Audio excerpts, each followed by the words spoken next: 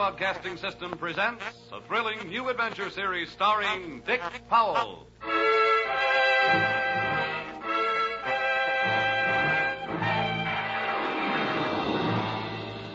I'm an insurance investigator. My name is Johnny Dollar. What? You heard me, Johnny Dollar, and I can pad an expense account with the best of them.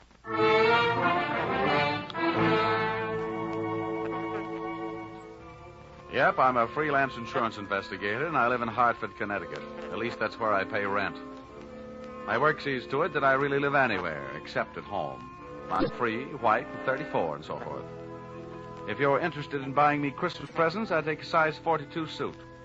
Shirt's 15 and a half collar, sleeve length 33. My hat size is 7 1/8, except when I wind up a successful case. Then it runs about 7 3/8. At insurance investigation, I'm just an expert. At making out my expense account, I'm an absolute genius.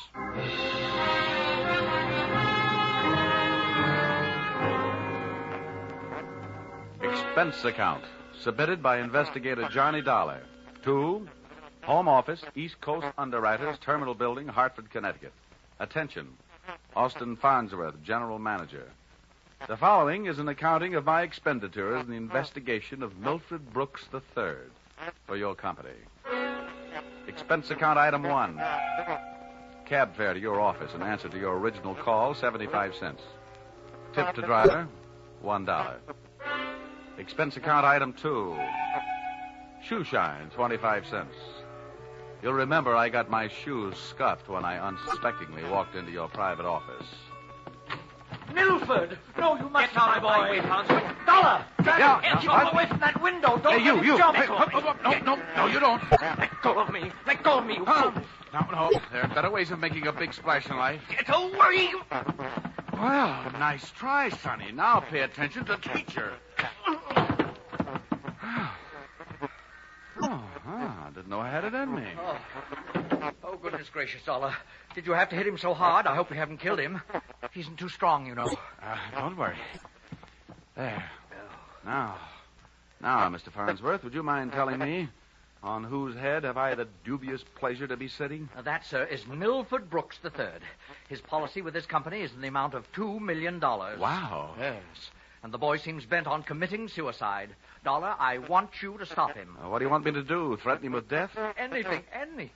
The conditions of his policy are such that we would be forced to meet with a claim in the event of his suicide. Oh, I say, Dollar, sitting on his head that way, aren't you in danger of smothering the boy? Smothering him doesn't worry me, but these crew haircuts don't make very comfortable cushions. I'll move down a little. Now, there. Okay. So far, I know this kid is insured for $2 million and that his policy pays off on suicide. What else? 1/2 hour ago, Milford Brooks walked into this office and changed the beneficiary in his policy. Then, sir, he proceeded to demand, not request, mind you, but demand a loan of $500,000. Quite a touch. When I explained to him that there were no provisions for a loan in his policy, he threatened suicide. Which would cost you $2 million. So all we have to do is keep him alive, huh? And he's managed to make that no small problem. His choice of a new beneficiary is downright frightening. One of the most notorious gamblers in the East. His name is Hatcher, Harold Hatcher. Ouch. Oh, do you know him? Sure. That kid's been a post office pinup boy for a lot of years. Well, that's the situation. I'm engaging you to protect Milford Brooks' future. Dollar, I want you to protect the boy.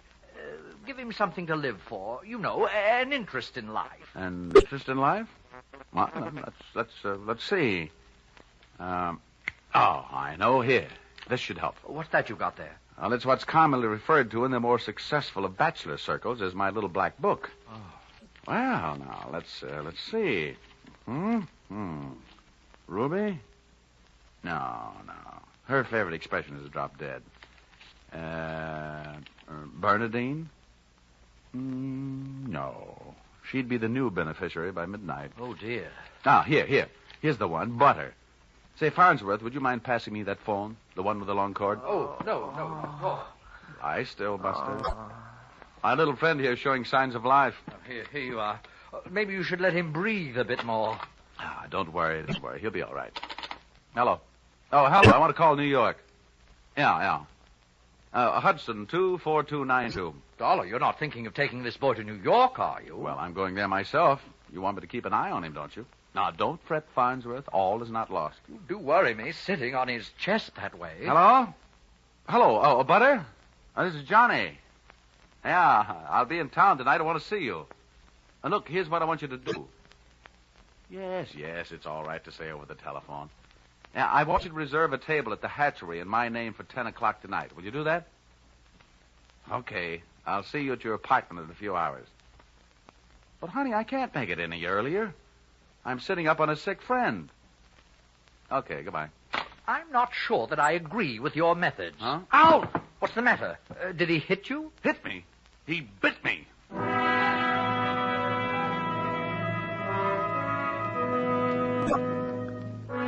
Expense account, item 3. Liquor, $18. Keeping Milford Brooks III peaceful seemed to be the immediate problem. And a bottle of rare old brandy seemed to be the immediate answer. I poured most of it into him, and by the time he started to tick again, he'd gone through the unusual process of going to sleep sober and waking up enchanted. I loaded it into my car, and we headed for New York. As we passed through New Haven, he opened one eye, looked up, saw the Yale bowl, and gave 3 cheers for old Eli. Ray, Ray, Ray. Oh, old Yale would sure be proud of you. Why anybody would want to insure you for $2 million is more than I can figure. My daddy loved me very much, and my mother loved me very much. Now, that's nice. And not only that, but I love somebody very much. And not only that, but I hate somebody very much. That's interesting. You know something? Next to one other guy, I hate you more than anybody else. Oh, here, lover boy, it's the cocktail hour again. Time for your bottle.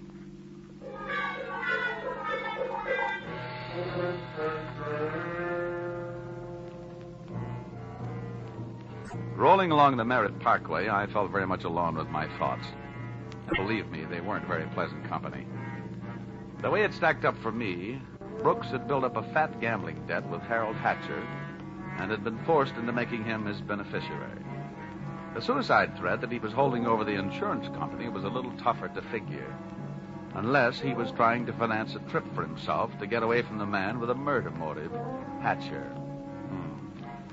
My hungry little mind nibbled away on those unsavory morsels of food for thought all the way to Butter's apartment.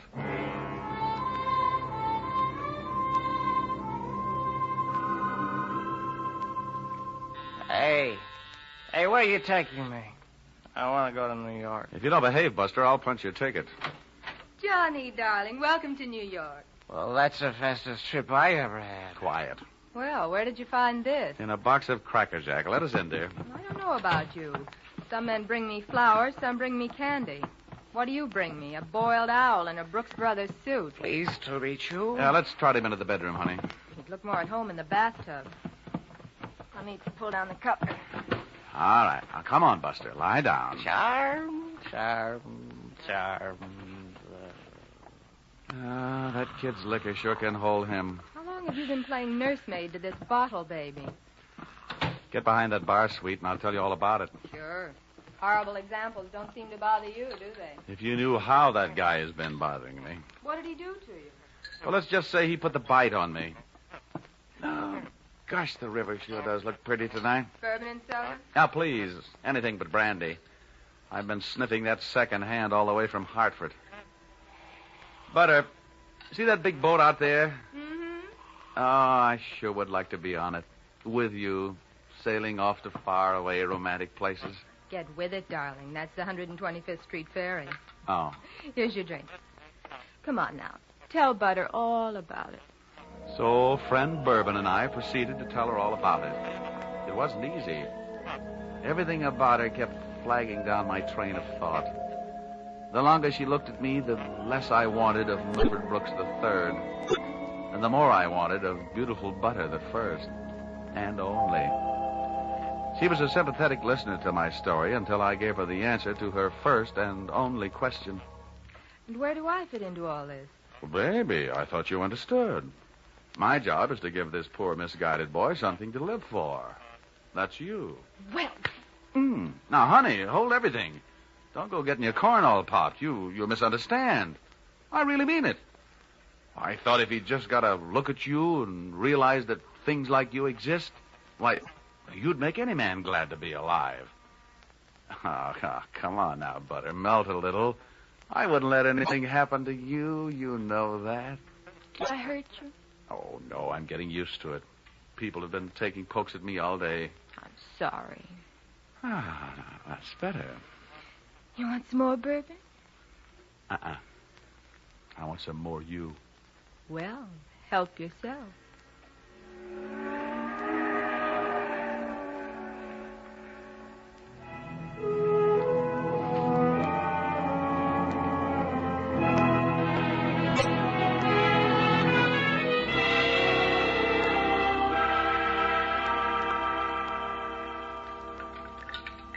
Honey, it's getting late. Let's make this the last drink.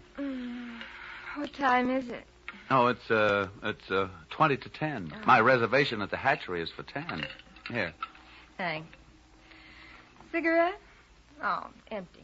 Some more out in the other room. I'll get them. I'd love to get you on a slow boat to China. Johnny! Oh, coming. He's gone. What? Well, he can't be. But he is. The window's wide open. Oh, the fire escape.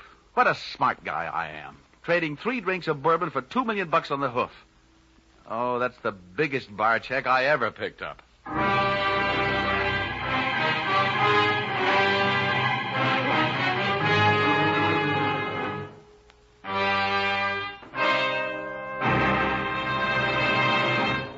That's a big bar check for anyone to pick up. As a matter of fact, it's a bigger bar check than you've ever heard of anyone picking up before. And that should give you an idea of what to expect in the second act as you follow this new CBS series starring Dick Powell in the title role, yours truly, Johnny Dollar.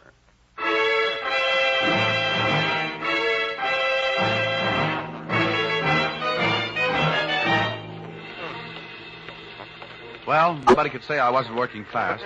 I'd only been in town for an hour, and I'd already succeeded in losing Milford Brooks III.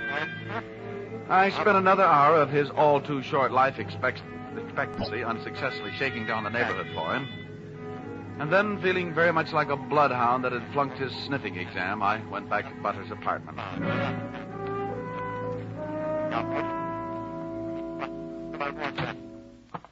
No luck, Johnny. Oh, sure, plenty of luck. All bad. Is there anything I can do to help?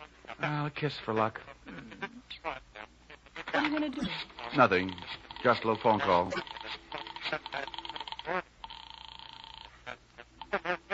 Police headquarters. This is Johnny Dollar. Give me missing persons. Any particular one? Don't be a wise guy. Lieutenant Fisher. Yes, sir. Lieutenant Fisher. Fisher, this is Johnny Dollar. Hello, Dollar. Who'd you lose? One man, my mind, and if I'm not careful, my professional reputation. The guy's name is Brooks, Milford III. Got anything on him? Hold on. All right. Oh, don't look at me like that. It wasn't all my fault. Dollar? No? We haven't found him yet, but we think we know where he is. Huh? The Hudson River. At 11:15 tonight, his top coat, complete with identification, was found taking a ride on the 125th Street ferry. Oh. Anything else? Nothing much. A package of matches was found under the coat, monogram. You don't happen to know anybody whose initials are H.H., do you? H.H.? Yeah. There's always Horace Height. Wise. Thanks, Fisher. I'll check back with you later. I'll be. H.H. Harold Hatcher. What are you mumbling about? Bad news? Looks like about $2 million worth. They found Milford's coat on the 125th Street ferry. You and your faraway romantic places. Very funny. I'll see you later, honey, and maybe about 11.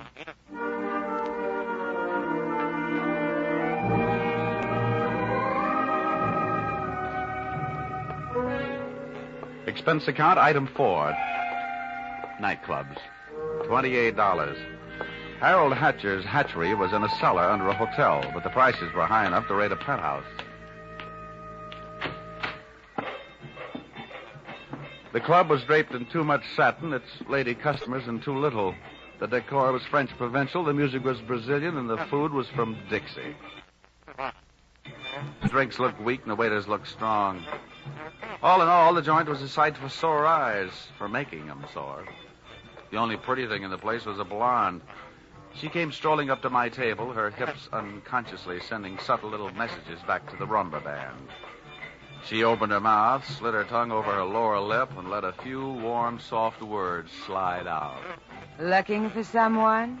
Well, you'll do until the real thing comes along. Sit down. Thanks.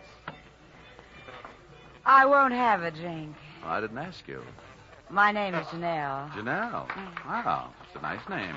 I understand you were asking about Mr. Hatcher. Well, I asked if he was in. The waiter said he wasn't. Do you know him? More than somewhat. What do you want to see him about? A mutual friend, Milford Brooks. Uh-huh. I know most of the quiet-clothes boys around here, so you want a cop. You don't look like the type that would be a society friend of the Brooks family, so what are you? I'll ignore that. Is Hatcher around? He might be. Well, then come on. Where's his office? The top of those stairs. Can I expect any trouble getting in? You won't have any trouble. How do you know? Because Harold sent me down here to look you over. Oh. I think you're all right. So, I've won myself the good housekeeping seal of approval, huh? Keeping house with you would meet with my approval. I ran for my life at a slow walk up the stairs. When I located the door to Hatcher's office, I knocked once and went in.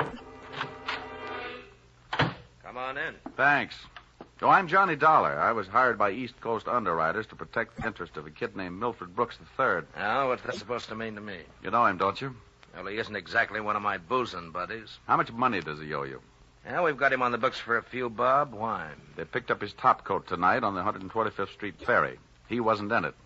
It might have been suicide, or it might have been a knockover made to look like a suicide. What's your choice?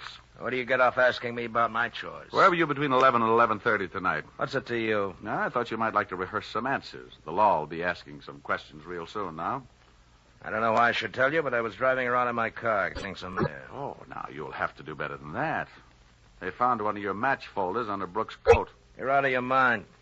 Let me ask you. The kid owed me a couple of $100,000. You think I'm going around knocking off my own assets? Hatcher, I don't know whether you're stupid or bright. Don't worry about it. I know. What about that insurance policy? What insurance policy? Now, look, Hatcher, we're big boys. We both know that changing a beneficiary on an insurance policy is a legal transaction. That means witnesses. That means it isn't secret. What are you talking about? But you and East Coast underwriters and I know all know that Brooks made you the beneficiary in his policy and that you stand to come into $2 million when they fish out his body. I don't know anything about it. Motives don't come much bigger. I'm telling you this is all news to me, and you and nobody else is going to make me move off that story. I feel the same about mine. It doesn't take a genius to know that Brooks didn't love you $2 million worth. There's only one logical reason for his making you the beneficiary. You forced him into it. Who'd believe anything else? Who cares? They'd have to prove it. And, brother, that can't be done. Now, how would you... Yeah. Okay, Rocky, thanks for the news. Take the inspector into the bar and buy him a drink. I'll be right back. Dollar, did you turn me in? They're here, huh? Yeah. No, I didn't turn you in. I'm not a cop. Here, have a cigarette. Thanks. Here's a light. Well, come on. Maybe they just want to sell me some tickets to the policeman's ball. For a guy in a hot spot, Hatcher was certainly a cool customer. I followed him out of the office, down the stairs, and back into the club. Janelle was sitting there right where I'd left her. And I thought to myself, now there's a gal who should never sit down. She looks so pretty standing up. Janelle, buy Mr. Dollar a drink. I have to go play 20 questions with some fellas in the bar. Sure, baby. Anything you say. Anything. I'll see you, Dollar. Yeah. How'd you make out? Well, you can never tell about a guy like that. He's a smart boy, strong, silent type. Wouldn't talk, huh? A real close-mouth act. About what? Oh, just a little doodad. $2 million life insurance policy. Wait a minute. That young Brooks kid? That's right. I knew it. Tried to tell him he'd get into trouble, but he wouldn't listen to me. Oh, you knew about it, huh? I suppose you also know what was behind it. Sure, Milford owed him some money. A lot of money. It's in writing. What kind of writing? It's a personal note that Brooks was going to get back if he made Harold beneficiary. Well, where is this note? Do I look like the kind of girl who'd put the finger on her boyfriend? You look like the kind of girl who'd do anything if she wanted to. Thanks. I'll give you a slight hint. It's in his office. You'll find it in the inside pocket of one of his suits in the wardrobe. What are you waiting for? I'll watch the bar. Nothing, sweetheart. Nothing at all.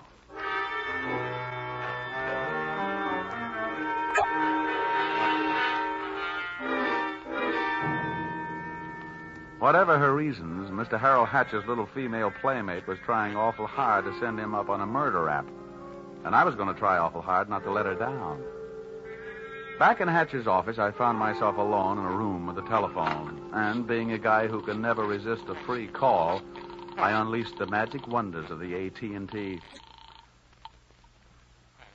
This better be you, Johnny Dollar. Quiet, Butter. I've only got a few seconds. Seems that's all you ever have for me.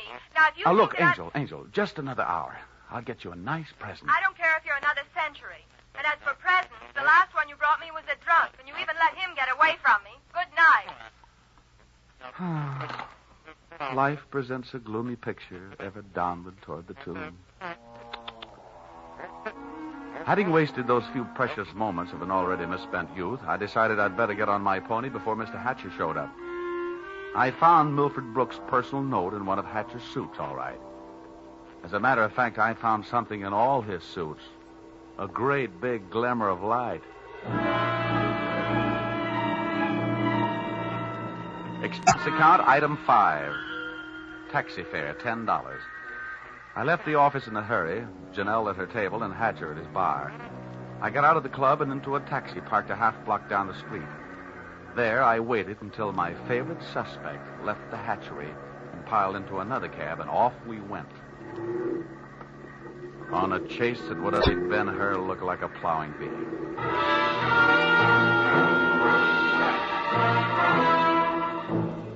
We skittered over to Lexington and headed uptown. At 72nd, the cab turned right and pulled to a stop. My driver was on his toes, and his toes were on his brake. We stopped, too, half a block behind. You want us to wait, huh? No, here you are. Keep the change. Hey, thanks.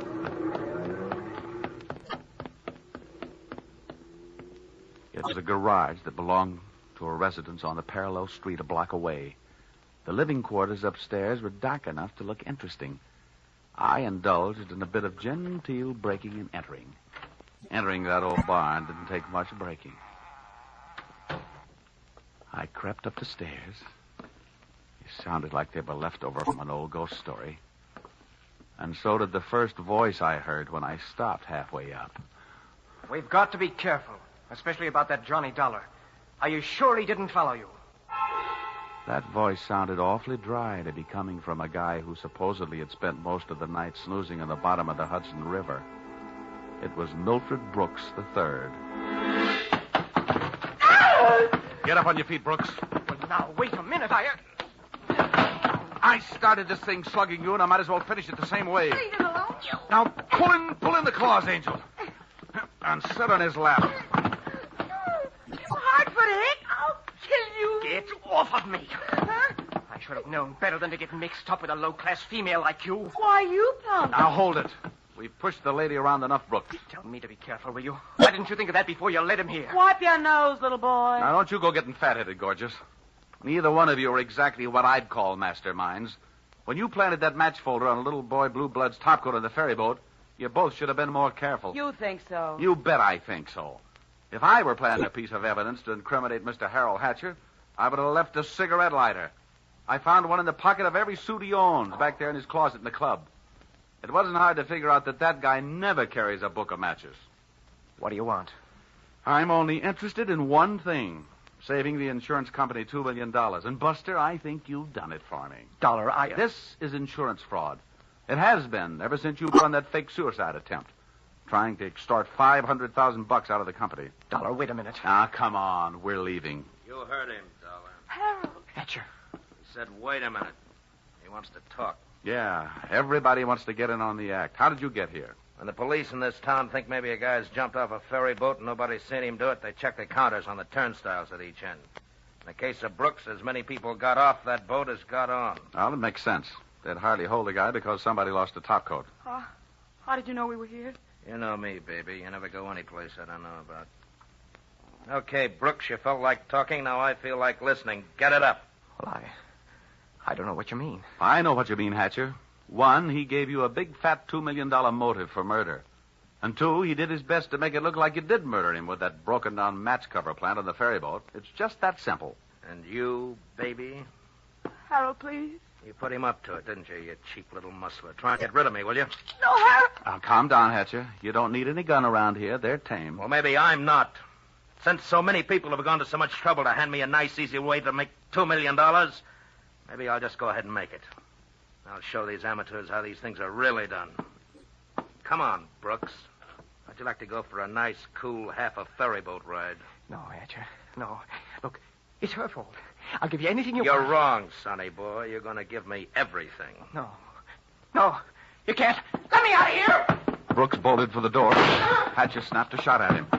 And I hit Hatcher with a do-or-die tackle from behind. The gun flew out of his hand. No, you don't. I beat him to it and swung it straight into his skull.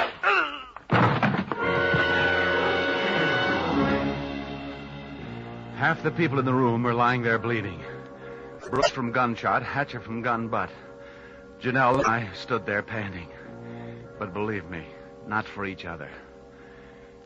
We stood that way until the police arrived.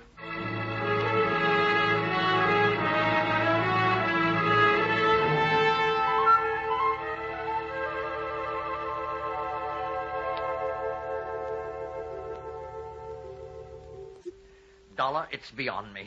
I sent you out to protect the life of a very important policyholder, and now where are we? Standing in a hospital corridor, worrying about whether he's going to live or die. As far as I'm concerned, Mr. Farnsworth, you're only half right. I'm just standing in a hospital corridor. Oh, Dollar, you're heartless. Well, if you'd been bitten where he bit me, you wouldn't care if he lived or died either. I'm getting out of here. Where are you going? It'll be explained in my expense account under miscellaneous expense. Oh, don't fall over when you come to an item for $318. $318? For what? Not for what, Farnsworth? For whom?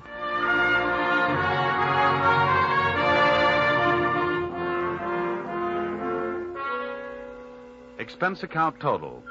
And it all adds up to a little matter of $1,182.23. Which you may say, Mr. Farnsworth, is a lot of money for one man to spend in 2 days. But you must bear in mind that the amount at stake was $2 million. And you know the price of steak these days. It might comfort you to know that I just returned from the hospital. Brooks was strong enough to make a full statement, which you will find enclosed. This in itself should prove sufficient to establish evidence of attempted fraud against your company, allowing you to immediately avoid his policy. It boils down to one sentence, to wit. Brooks and Janelle wanted to get rid of Hatcher so that they could live happily ever after. Knowing those two, they never had a chance. And oh, yes, that that miscellaneous item, the one for $318, it was a bracelet for a certain party who made this special investigation for me very special. Oh, if you want a receipt for this item, I'll send you a lock of her hair. Yours, truly, Johnny Dollar.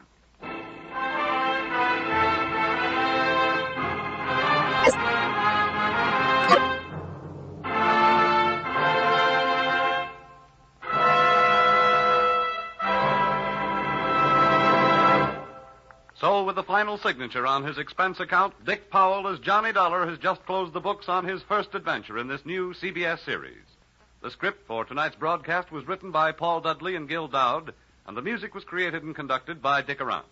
The entire production was under the direction of Tony Leader.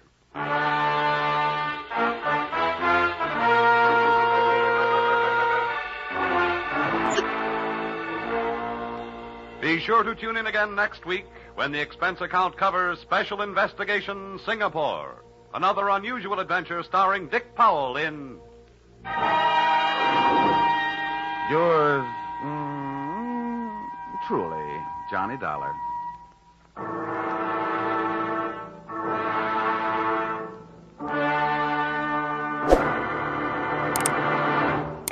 This is CBS, the Columbia Broadcasting System.